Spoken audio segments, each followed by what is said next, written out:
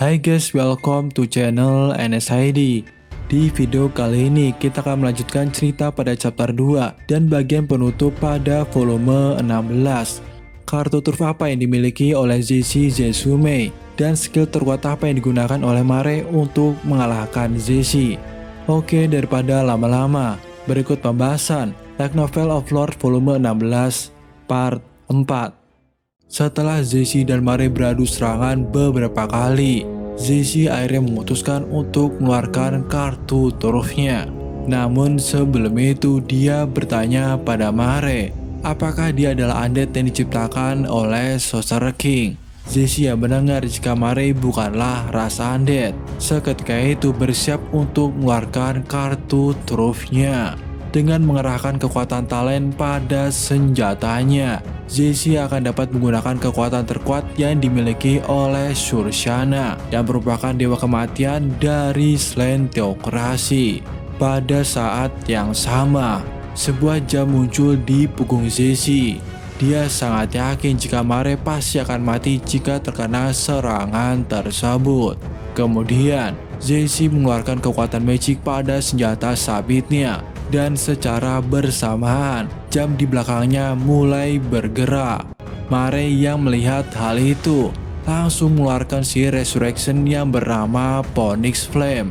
Seketika itu juga, Zeshi dapat melihat seekor burung api melebarkan sayapnya. Zeshi tidak tahu sihir apa yang Mare gunakan, tetapi dia tetap merasa yakin dapat membunuh lawannya. Zeshi hanya perlu menunggu selama 12 detik hingga serangannya dapat bekerja. Jadi ketika Mare menyerang dengan tongkatnya, Zeshi terus-menerus berusaha menangkis serangan tersebut dengan sekuat tenaga.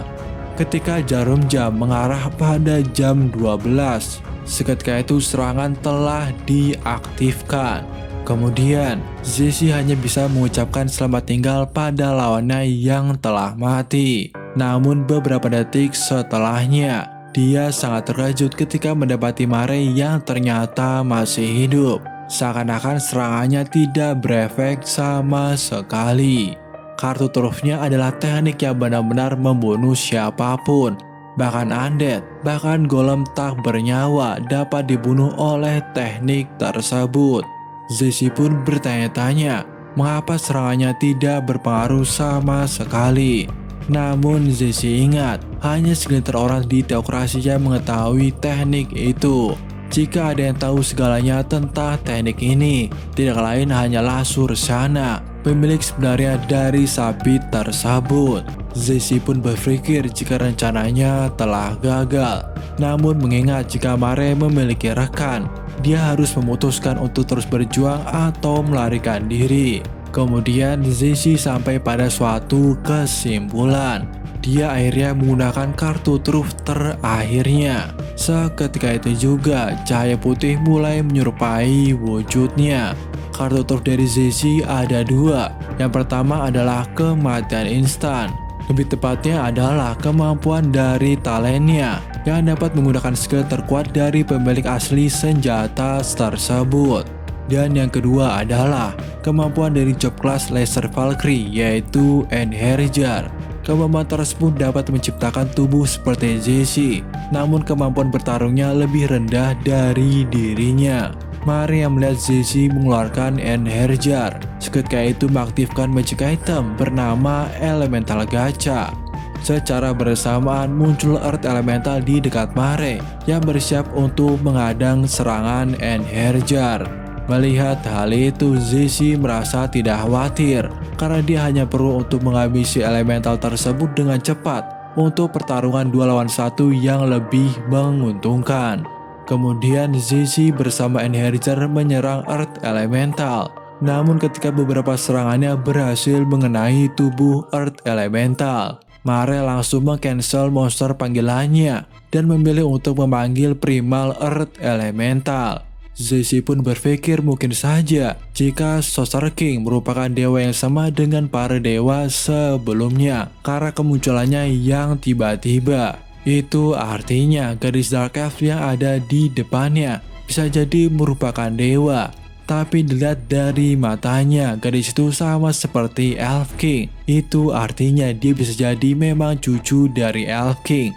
Namun Sorcerer King mengajaknya untuk bergabung. Zesi hanya bisa menerka hal itu karena dia tidak punya bukti yang begitu kuat saat ini. Namun dikatakan bahwa Sorcerer King datang ke Holy Kingdom secara tiba-tiba dan berperan aktif sesuai keinginannya. Jika itu masalahnya, tidak heran dia datang ke ibu kota Elf Country. Jika Sorcerer King benar-benar ada di Elf Country, seperti yang Zesi bayangkan, itu akan menjadi bencana bagi Slantocracy. Zesi merasa telah jatuh ke dalam perangkap Sorcerer King dengan sangat sempurna. Kemudian Mare memberikan saran kepada Zesi untuk segera menyerah karena dia tidak berniat sama sekali untuk membunuh lawannya. Mendengar hal itu, Zesi merasa sangat yakin jika dirinya adalah satu-satunya yang dapat menyelamatkan negaranya. Oleh karena itu, dia akan mempertaruhkan nyawanya. Dengan sangat yakin, dia sudah siap untuk tidak melarikan diri dan memutuskan untuk melanjutkan pertarungannya.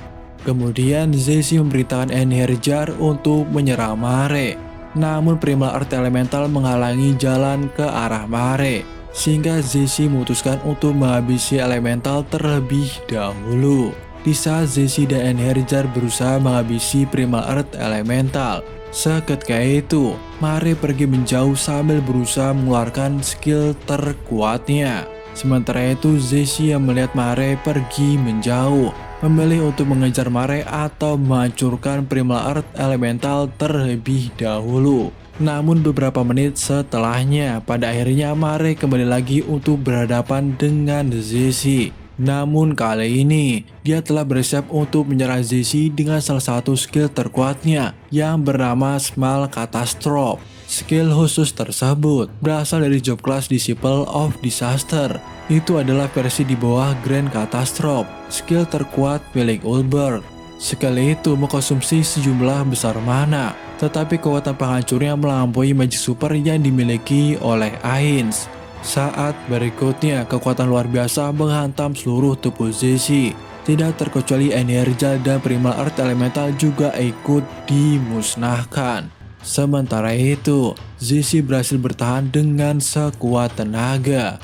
Namun dia merasa sangat kesakitan dan kesadarannya mulai menghilang. Namun di saat Zesi sadar, rasa sakit di seluruh tubuhnya telah menghilang. Dan kali ini, dia berada di tempat yang tidak ia ketahui lokasinya. Tapi dia teringat dengan pertarungan sebelumnya dan merasa frustasi karena kalah di pertarungan tersebut. Di sisi lain, Ainz dan Aura baru saja memindahkan sejumlah barang dari ruang harta ke rumah kayu dengan transfer gate. Setelah memindahkan sejumlah barang, Ainz dan Aura langsung bergegas untuk menyusul ke lokasi Mare. Kemudian Aura berlari dan mengikuti noda darah samar-samar di lantai sambil menuruni beberapa anak tangga. Lalu tiba-tiba Aura berhenti untuk menghubungi Mare. Setelah terhubung dengan Mare, Aura memberikan informasi pada Ainz bahwasanya Mare telah mengalahkan orang kuat, tetapi orang itu masih bertahan hidup. Namun menurut Mare sendiri, orang itu mungkin saja pernah memantau pertarungan antara Ainz dan Saltyr. Mendengar hal itu, Ainz menyuruh Aura untuk segera menyusul Mare, karena sebelumnya Ainz berlari dengan lambat. Pada akhirnya, Aura memutuskan untuk mengangkat Ainz sambil menuju ke tempat Mare. Setelah sampai di tempat tujuan, Ainz berhasil bertemu dengan Mare. Namun saat itu, Mare telah menggendong Zesi di punggungnya dan tangan kanannya memegang sebuah senjata sabit. Sebenarnya banyak pertanyaan yang ingin Ainz tanyakan pada Mare, terutama mengenai kematian dari Elf King dan mayatnya.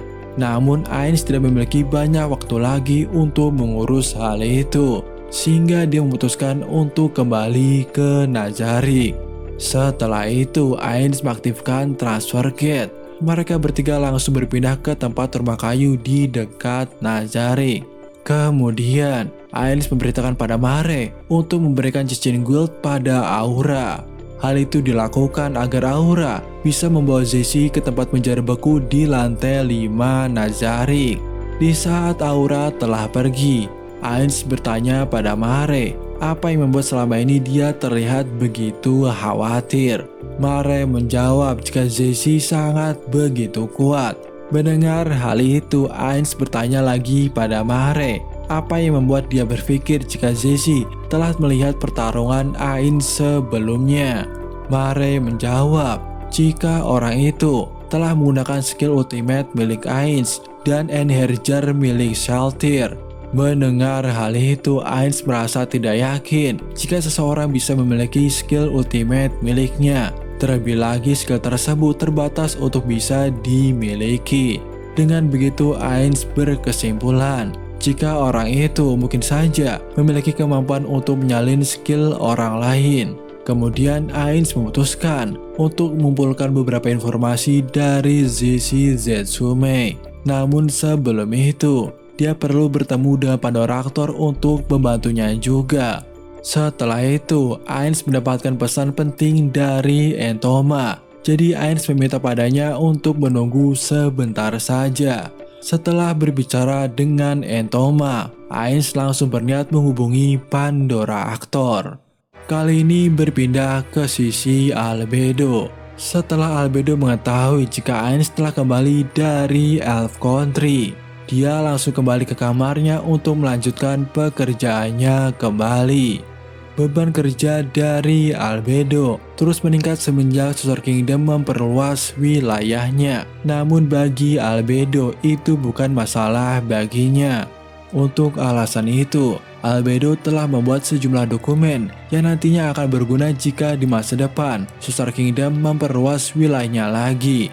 Sehingga Albedo hanya perlu meminta bantuan Demiurge dan Pandoraktor untuk melihat dokumen yang sudah selesai. Dan setelah itu dia harus mendapatkan persetujuan dari Ainz. Di saat Albedo sedang menyimpan sejumlah dokumen di mejanya, tiba-tiba Ainz menghubungi Albedo dengan marah sambil menyuruh Albedo untuk segera datang ke penjara beku di lantai 5.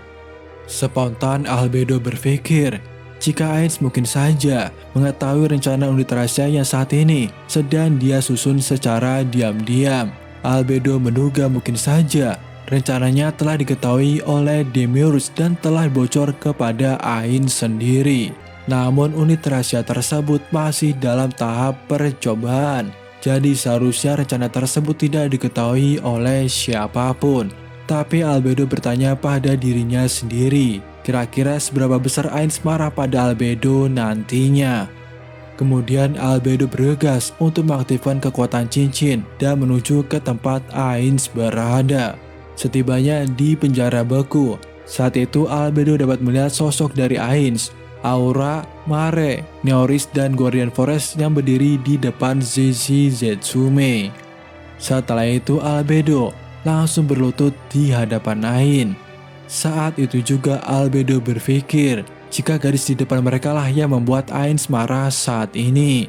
Albedo merasa yakin jika Ainz telah mengumpulkan informasi menggunakan kontrol Amensia. Kemudian Ainz menyuruh Albedo untuk meninggalkan seluruh pekerjaannya, kecuali untuk pertahanan Nazarik. Segera setelah itu, Ainz langsung menyatakan perang pada selain teokrasi dan berniat menghancurkan negara tersebut. Ainz juga segera mengirim perintah ke seluruh Guardian Force untuk bersiap berperang. Oke, itulah pembahasan untuk video kali ini. Kurang lebihnya gua mohon maaf. Jangan lupa like, share, subscribe, and see you next time.